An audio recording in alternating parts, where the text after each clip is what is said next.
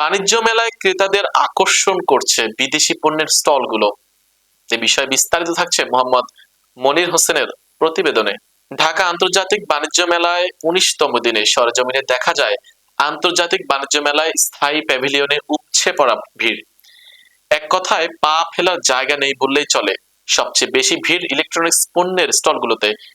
ক্রেতা বিক্রেতাদের সঙ্গে কথা বলে জানা যায় টেলিভিশন, রেফ্রিজারেটর, এসি, মোবাইল ও শীতাতপ নিয়ন্ত্রণের গ্যাজেট সহ বিভিন্ন ইলেকট্রনিক্স সামগ্রীর চাহিদা ব্যাপক হারে বেড়েছে।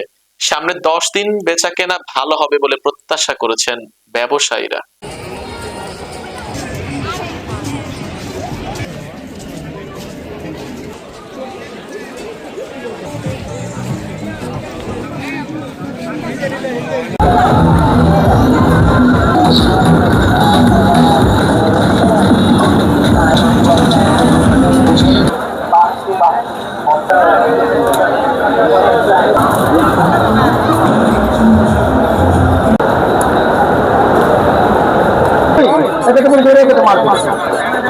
এই 30তম বাণিজ্য মেলা হিসেবে এবার মানে 2026 অনুযায়ী এবার বেচাকিনি অনেক খারাপ, মানে তুলনামূলক অনেকই খারাপ।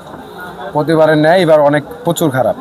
তো আশা করি সামনের দিনগুলো ভালো যাবে ইনশাল্লাহ, আশা করি। কিন্তু দেশের অবস্থা মিলে সবকিছু মিলে এটা অবশ্যই করছে, কিন্তু আশা করি সামনে যে 9 দিন আছে 9 দিন ভালো যাবে ইনশাল্লাহ।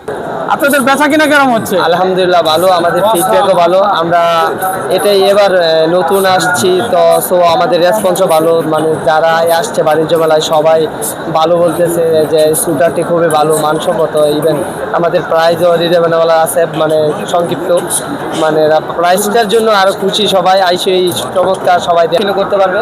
ব্যাটারিটা খুলে যে কোনো দোকানপাটে আশেপাশে চার্জ করে আবার রিটার্ন চলে আসতে পারে। কেমন আছেন? কোথা থেকে আসছেন আপনি? আমি নাগের বউবাজার থেকে আসছি, মানে গাউসিয়া থেকে আসছি। গাউসিয়া থেকে আসছেন। ঢাকা আন্তর্জাতিক বাণিজ্য মেলা 19তম আসর এটা। আপনারা আসার পর আপনারা কিরকম আনন্দ ফিল করছেন? খুবই ভালো, অনেক ভালো। অনেক অনেক। কে কে আসছেন আপনারা? আমরা দু বোন, মেয়ে, ছেলে, পুরো ফ্যামিলি আসছে।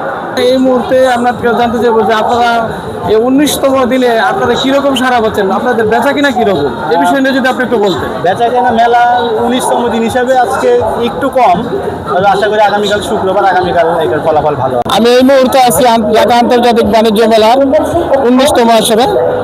বাণিজ্য মেলায় আমরা এখানে ঘুরে ঘুরে দেখেছি এবং যাদের টোল রয়েছে, যারা দর্শনার্থী রয়েছে তাদের সাথে কথা বলেছি এবং অনেক কিছু জানতে চেয়েছি। হাজার হাজার দর্শনার্থী বাণিজ্য মেলায় প্রবেশ করছে। আমরা ঘুরে ঘুরে এই দর্শনার্থীর সাথে কথা বলেছি এবং জিজ্ঞেস করেছি তাদের অনুভূতি জানার চেষ্টা করেছি। মোহাম্মদ মনির হোসেন, রূপসী বাংলা টিভি, বাণিজ্য মেলা।